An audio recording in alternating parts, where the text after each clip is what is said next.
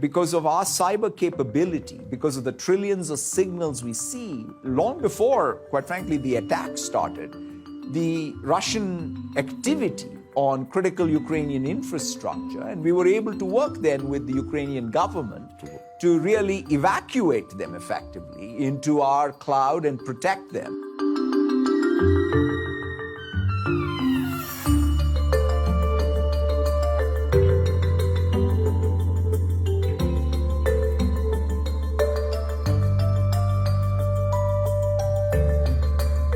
You have multiple cyber actors, sponsored in this case by the state, going after critical infrastructure that can, completely compromise the functioning of a government or the broader society.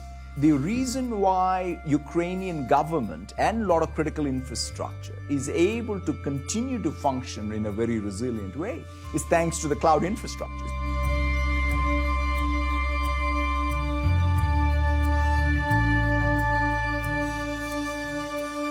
We used to think about speech being separate from natural language and vision.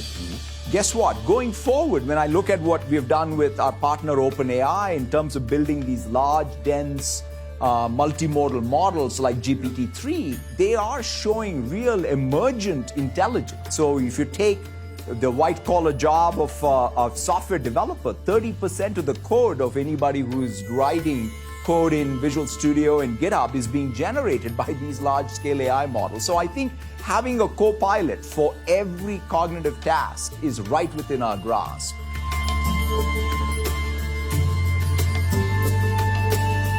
At this point, given the pervasiveness of digital technology in our society, in our lives, in our work, I think it's inevitable to have stronger regulatory regimes around all facets of technology. If anything, I think the responsibility of stakeholders like ourselves or businesses like us is to both anticipate and adapt to regulation versus ignore it or expect not to have regulation. People talk about, what's happening in the labor market as great resignation. The reality is, if you look at the data, it's really not the great resignation, it's the great reshuffle. Because people are actually not leaving the workforce, they're changing their jobs. Because they want either a different profession, a different industry, or a different company.